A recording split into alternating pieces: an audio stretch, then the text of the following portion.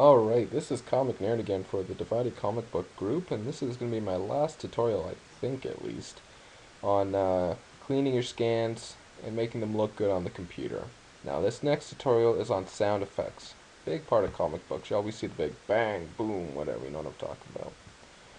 So, what I'm going to start by showing you first is, I didn't show this in the last tutorial, but I thought, personally I thought it was a little important. Anyways, I'm just going to show you how to create your speech bubbles again, round them out a little bit. Now I'm just going to create this kind of mundane speech bubble here. So what you can do is just grab this convert point tool I told you before, and you can just kind of change it around. You can round this out if you want.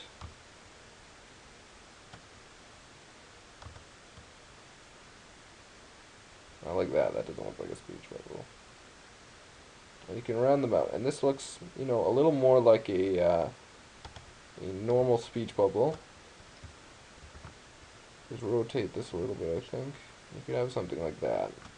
That looks like a normal speech bubble, except for the sharp edge here, but if that's what you're looking for, then there you go.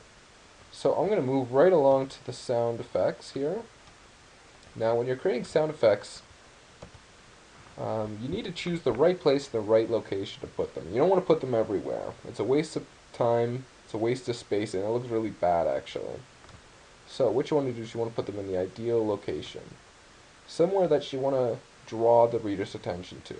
So I'm going to choose probably right about here. I'm going to put a creak here. And I'm probably going to put maybe a flicker here.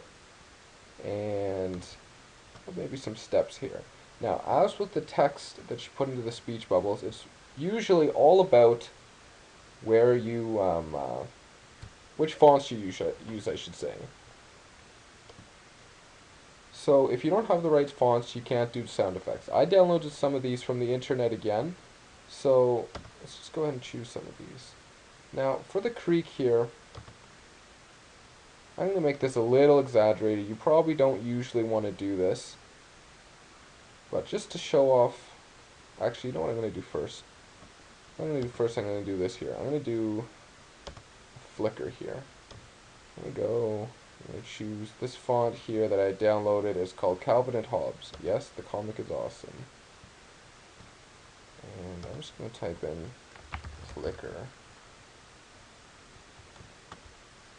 Increase the font a little bit. That's too big. Here, I'm just going to grab it here. Now what you can do with font, which I really like, and something you should remember is you can always change it, you can always rotate it, whatever you want to do. But the big thing that's really important with sound effects is this right here. The create warp text. You can create a style for this text. Now what I'm going to do is I'm going to choose lower here. And I'm going to go like this. And there you go. It creates a natural look to that. It doesn't look like the normal text, but it has kind of a creepy feeling to it almost. And that's a tool you really want to use when you're using sound effects. It's very important. So next what I'm going to do is I'm going to do this creak here. Now, this is the font that I use usually for you know, the big hit, bang, those types of things. The big show grabber is the word I want to use. But I'm just going to show it off here. And the font itself is called Baby Cruffy. It's kind of a funky name. What I'm going to do is I'm going to choose white. I want white. Oh, no, 1 second here.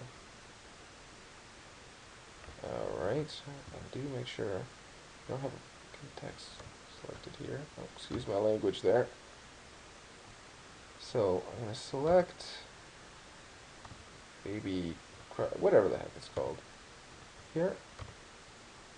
I'm just going to go creak. I want the font to be white. Okay, here. And what you want to do is you want to go effects here and stroke again. You want to stroke. 3 pixels is usually pretty good. And here you go, you get kind of that comic book look. There you go. And again, I'm going to do text warp here. We'll go maybe, I don't want that.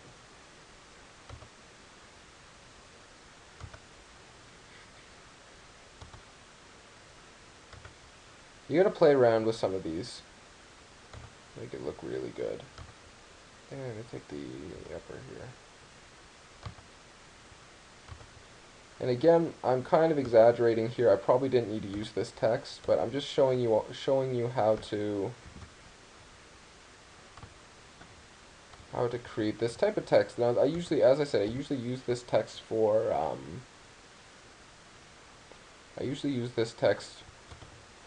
my big sound effects, the ones that I really want to grab people's attention.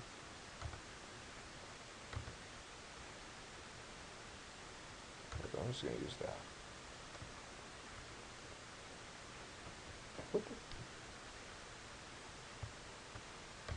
Anyways. Kind of a pain in the ass doing this. Alright, so now that we have that one done, I'm going to do one more to show you off here. Now this is the one I usually use for just kind of the small sound effects. And I'm going to use it here. They're going to be stepping. And the font I use is, I think it's called Big Fish something. Big Fish Ensemble here. I like this one. I use this one a lot actually. And all I'm going to do is step. Let's finish there and make sure the text is black.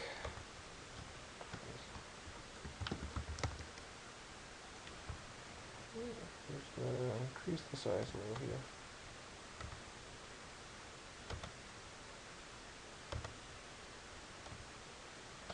Just a bit too big.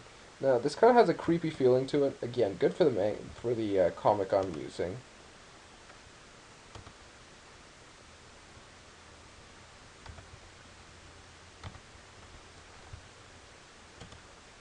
And what I'm going to do here is I'm going to make the next one smaller. Now, the reason why I'm making the next one smaller is it kind of has this trailing feeling to it. Makes it seem like it's fading away almost. Or I could put it here and I'll put it right here. And there you go. That's the sound of FX for this one. Now, there's more you could probably add here. I could add one for her flashlight, but I thought these are some of the main ones that I was going to put in. The flicker here, important. Step, because the reason I put the step there is they're loud, essentially. Want to draw attention to that. Just remember, sound effects are always to draw attention to something. And that's what you want to do with them. Draw attention. Draw attention to any sort of action. So this was the tutorial on how to create sound effects. This was Kyle McNairn. Thanks a lot for watching my tutorials.